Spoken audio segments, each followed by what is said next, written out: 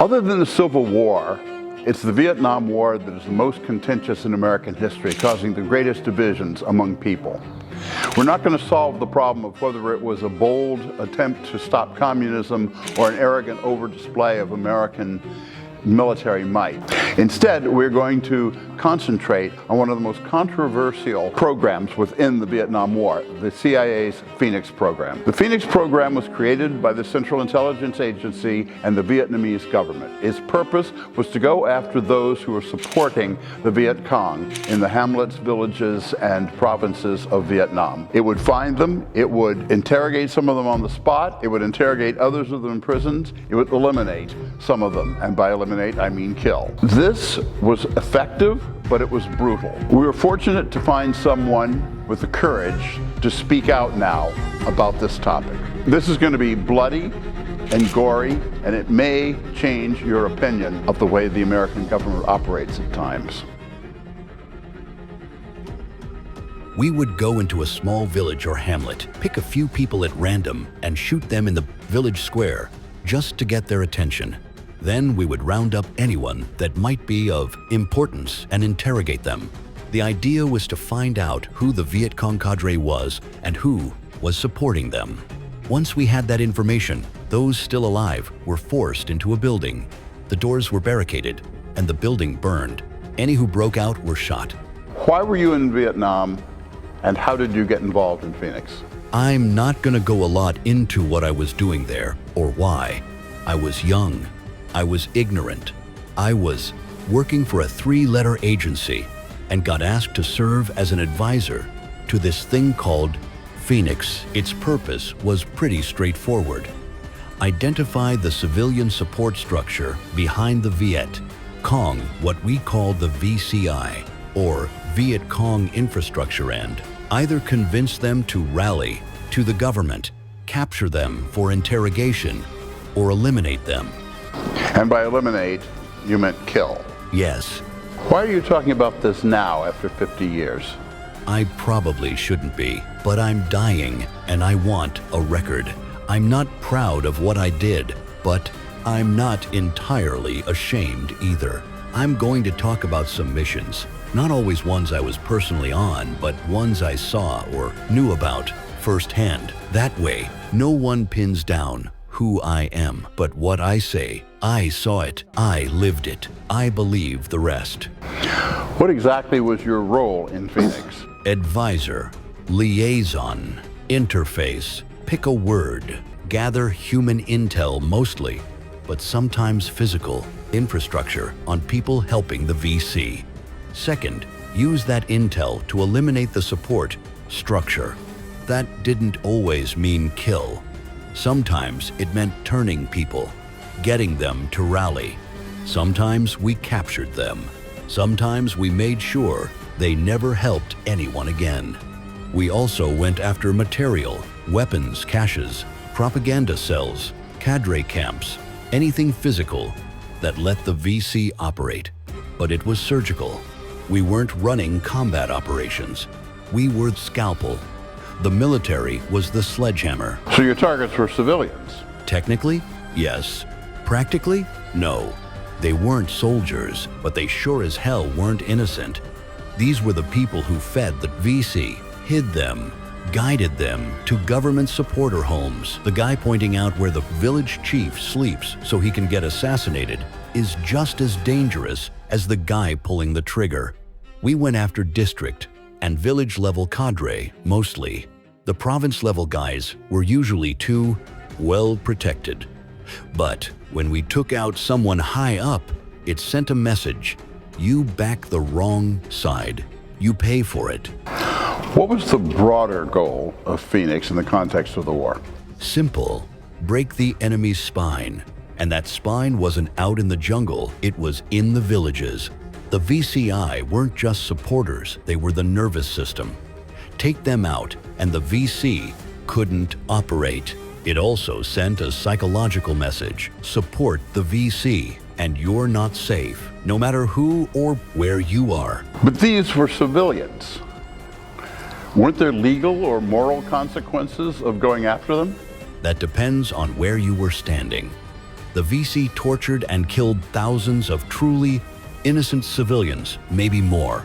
School teachers, clerks, local mayors who refused to cooperate. The truth is, both sides used terror. Phoenix was our version, and while I'd like to say it was, always clean and surgical, war doesn't work like that. Did Phoenix work? Did it accomplish its goals? In some ways, at the lowest levels where we had the best intel, it worked. We disrupted their networks, broke up support cells, but the big picture, not so much. The real problem was deeper than communism. Most of these people weren't communists. They were nationalists. They wanted us out just like they wanted the French out before us. Phoenix couldn't fix that. No amount of assassination or interrogation changes the fact that most of the countryside didn't want us there. Was Phoenix based on earlier approaches? Oh yeah, the VC had been doing this for decades. Terror wasn't new in Vietnam. The Viet Minh were assassinating pro-French officials way back in the 19th century. When the VC came along, they'd perfected it. Phoenix was just us trying to beat them at their own game. Problem was, they lived there. We didn't. They could disappear into the village. We left when the mission was done. That made us outsiders and made it easier for the VC to win back hearts and minds after we left. Tell me about your first mission. My first mission. We entered this village. First thing I saw was a Catholic priest kneeling by 3 bodies. A man, his wife, and their kid, 4 years old. They'd been tied to a stake. The chief and the boy, they'd been shot.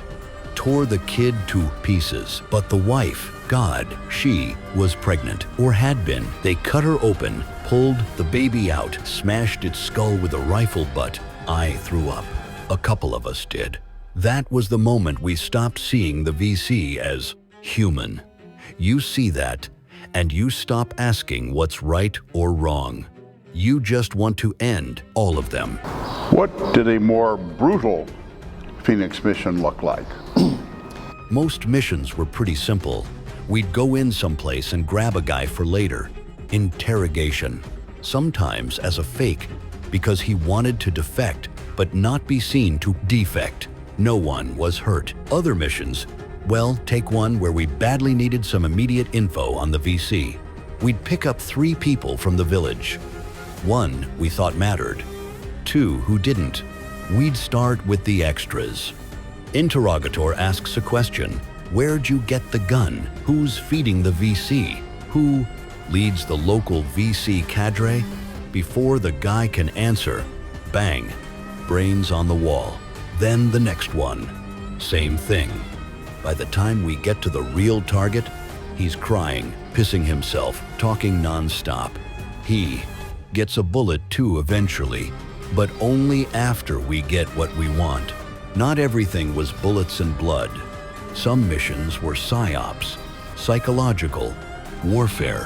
One time, we heard a HUC VC unit was operating near a loyalist town. Couldn't risk deploying forces. Retaliation would be brutal.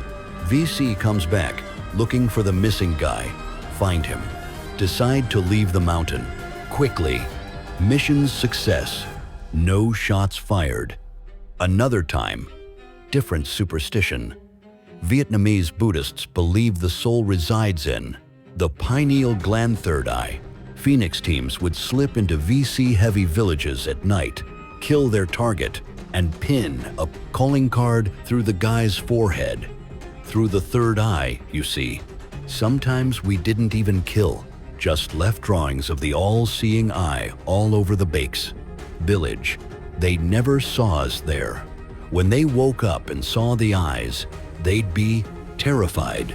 Then there's the liver thing. In that sect, if your liver's gone, your soul's trapped. Some PRU teams started cutting livers out of the eliminated, sometimes eating them, to send a message. Why was Phoenix more successful at the village and hamlet level than at the province level? Vietnam's structure was national, province, district, village, hamlet, but the real war was in the hamlets. First of all, most people lived there. The VC lived there, ate the same rice, married someone's sister. The Vietnamese army, they came from the cities, didn't know the people, didn't care about the people either. The government only showed up during the day. The VC were there at night. Most villagers didn't care about politics, they just wanted peace. But peace wasn't on offer, so they sided with whoever was present, trying to stay alive. Because the government, dating back to the French, didn't give a shit about the round villages. The VC ended up controlling huge areas of the country without firing a shot. They taxed the villages, ate their food, helped repair their hooches. Everyone knew them. Turning them in was like betraying your own brother-in-law. The higher up a VC cadre was, the more protected he was. Information was sparse, often hearsay. That is why Phoenix was most useful at the local level where you had real knowledge. Even if it came with personal vendettas, there were reasons things got ugly. First, the VC used torture too. Brutal stuff. Gutting wives, murdering kids. That created a cycle of revenge. Second, in villages, family ties ran deep. Go too far, and the populace shifts toward the other side. But most of the time, they just kept their heads down. Most people didn't care about communism or democracy. They cared about their rice, patties, so they'd smile at the VC by night, then the GVN by day, and neither side trusted them. The worst part, a lot of the crews we used were criminals, thugs from Saigon prisons, the worst of the worst, and they were loosely associated with the national police, which meant Geneva didn't apply.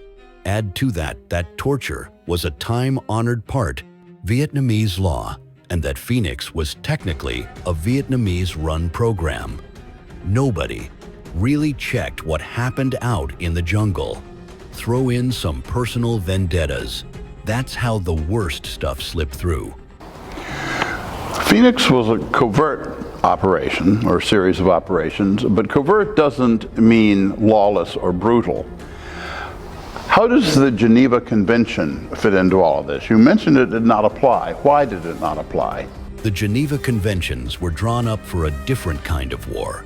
World War II, style not for something like Vietnam.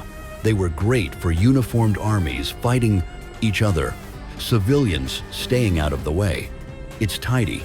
They were outdated, still are. But both Vietnams and the United States were signatories of the Geneva Convention, so why doesn't it apply? Yes, they apply to wars between nations. But here's the catch.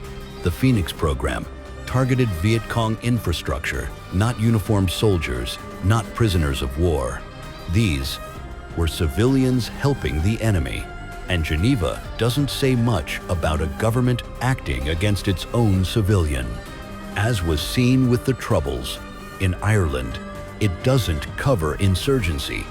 Vietnam was nothing if not an insurgency, especially where the VC and their supporters were concerned. Phoenix thus operated the shadows of the law.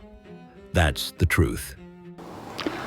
So when Phoenix went after the Viet Cong infrastructure, the VCI, the people supporting the Viet Cong, why were they considered combatants? Not officially, but morally, functionally, they were more dangerous than some fighters. They moved weapons, fed information, managed logistics. Without them, the jungle, fighters would have dried up. Geneva doesn't make room for that third category, combatant civilians, but they existed, and we knew it, and they were a problem. Did Phoenix violate human rights? Phoenix wasn't clean. No one pretends it was. But it wasn't My Lai either. Let's talk about that. Was My Lai a Phoenix operation? No, not even close. My lie was a breakdown, a rage-fueled slaughter. Phoenix was calculated, systematic. My lie was soldier snapping. Phoenix was command-approved, counterinsurgency. We picked names off a list, went in at midnight and captured some and killed others. Even at its most brutal, Phoenix was much more targeted. But the end result, dead civilians, a lot of brutality, how is it not the same? Intent, process, oversight however flawed. My lie was chaos. Phoenix was policy. Evil policy? You could argue that. But it was structured, and that matters. One was an outburst and therefore largely uncontrollable. The other, a doctrine. So let's dig a little bit into that doctrine. K. Barton Osborne testified that Phoenix-trained interrogators used horrific tortures, dowels driven into people's ears until they died, sexual abuses against both men and women, electric shocks before execution. That's pretty severe stuff. How does that fit in with Phoenix? I read that, but I was there.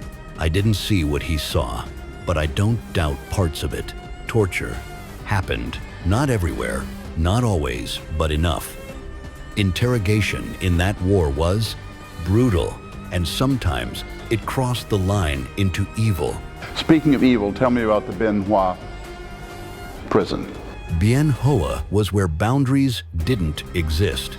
July '68, a team of CIA shrinks set up shop. They cut open prisoners, implanted electrodes in their brains, tried to induce violence remotely. When it failed, the test subjects got a bullet in the forehead and their bodies burned. That wasn't intelligence. That was madness wearing a lab coat. Dr. Mengele would have been proud. How did you handle Phoenix psychologically? I compartmentalized. You had to. I was ordered never to speak of it, so I didn't. For 50 years, I locked it up. Was it necessary? Sometimes. Was it ugly? Always. Did it break? Some of us? You bet. But some didn't break. Yeah. Dave Grossman, in his book, On Killing, says 2 to 3% of people actually like killing. They're not psychopaths. They're just wired differently. Those were the ones who thrived in Phoenix. Sharp, deadly, loyal, and paradoxically, at least for the American soldiers, less violent back home than most people. What about the rest? They came home broken, not because they killed, but because they couldn't talk about it.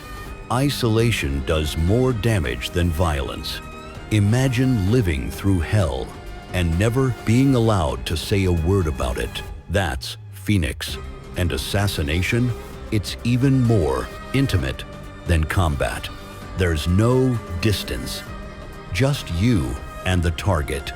Looking into a guy's eyes as he dies, knowing you killed him, that rewires a man, steals some of his humanity, regardless of the circumstance.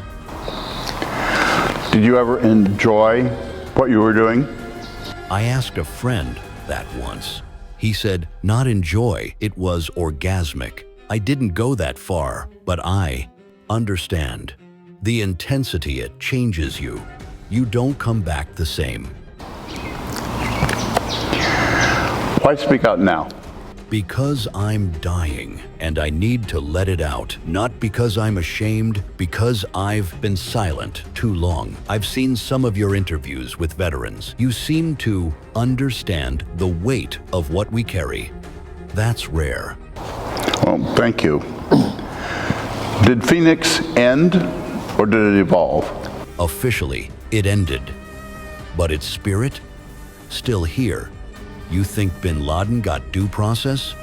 We go in, take out a target, strip his phones, and plan the next strike. That's Phoenix. Only with drones now. And the torture? I've been waterboarded. That's torture. Not like tearing fingers off, but torture still. Wood, we do worse if a nuke was under Seattle? Don't lie to yourself. You'd do anything to stop it. So would I. Scale changes. Morality, that gets blurry real fast. So are we in any danger that you are telling us these things? Only if you believe your government could run assassination campaigns against civilians. Thank you for watching. Thank you for the interview. Subscribe and like while you still can.